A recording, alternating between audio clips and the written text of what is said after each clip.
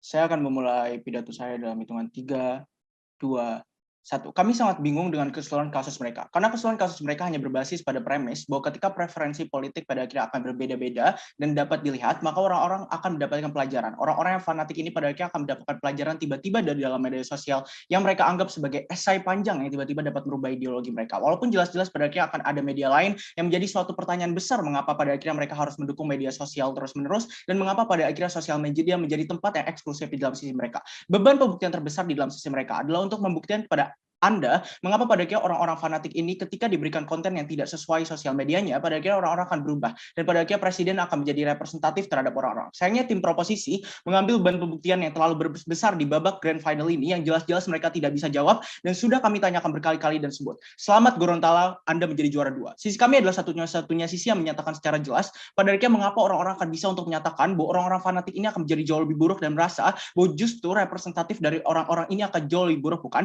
Ada beberapa kesalahan besar yang dilakukan oleh tim proposisi.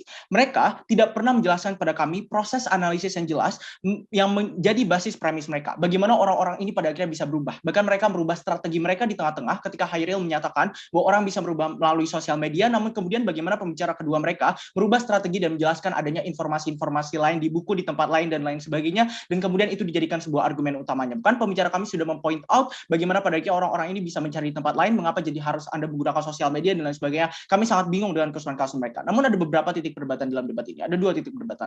Pertama, mana sisi yang pada akhirnya kan bisa menghancurkan sifat fanatik orang-orang ini. Sisi mereka datang di dalam perdebatan ini dengan menyatakan kepada Anda bahwa orang-orang di dalam status quo yang sudah sangat amat fanatik, yang sudah itu pada akhirnya akan bisa untuk menghargai orang-orang di dalam status quo dan lain sebagainya, hanya dikarenakan mereka diberikan media sosial yang lain. Persepsi tentang bagaimana feminis yang sudah diajarkan dari awal saja, diajarkan dari orang tuanya, pada akhirnya akan bisa berubah di dalam sisi mereka, padahal sudah jelas-jelas pembicara kami sudah menyatakan pada Anda bahwa ini tidak akan bisa dirubah. Namun saya bingung, kenapa pada akhirnya ketika mereka tiba-tiba merubah aktor, ketika mereka menjelaskan tentang orang-orang yang menjadi bisa baca dari luar dan lain sebagainya, kami sudah menjelaskan secara jelas bahwa aktor tersebut berarti adalah aktor berbeda, yang tentunya tidak seharusnya kita perdebatkan. Aktor yang kita perdebatkan adalah aktor yang fanatik, aktor yang pada akhirnya sudah setia itu. Apabila proposisi tidak tahu arti fanatik, artinya adalah ketika pada akhirnya orang-orang itu sudah setia itu dan mau untuk menjatuhkan yang lain, dan sisi kami dari pembicara satu sudah bilang, kan, dan sisi kami sudah menyatakan berkali-kali, namun sisi mereka tidak merespons sama sekali. Apa jawaban mereka?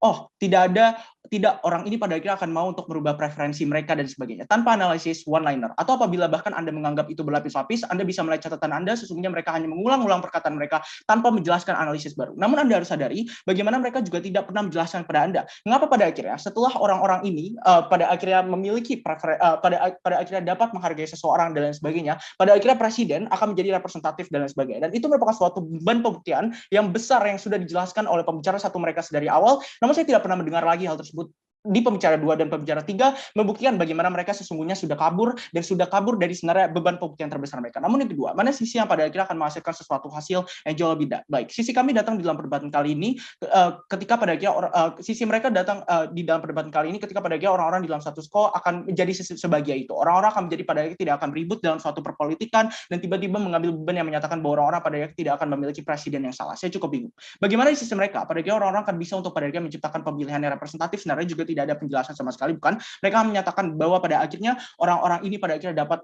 melakukan A, B, C, D tanpa penjelasan. Di dalam sisi kami menyatakan pada Anda bahwa pada akhirnya tidak akan terjustifikasi untuk kami sebagai pemerintah melakukan hal ini. Terutama ketika Randall juga memberikan hal seperti bentuk kontrak sosial, bukan? Masyarakat tentang kebebasan untuk berpendapat atau berideologi. Sehingga ini terlihat seperti Anda yang bisa bebas memilih agama apa yang Anda miliki atau mempercayai apapun yang Anda ingin percaya selama itu telah tidak melanggar hukum. Hal ini tidak pernah disentuh sama sekali oleh sisi proposisi. Mereka mendismiss lapisan Randall sehingga kemudian tidak ada hak sama sekali untuk pemerintah untuk mencoba mengubah ideologi politikal mereka. Namun momen ketika pemerintah melakukan hal ini kepada poin mereka menjadi intrusif dan mencoba mengubah ideologi mereka, pada akhirnya ini akan sangat buruk dan pada akhirnya ini akan menjatuhkan sisi mereka. Oleh karena itu DKI Jakarta harus memenangkan perdebatan kali ini.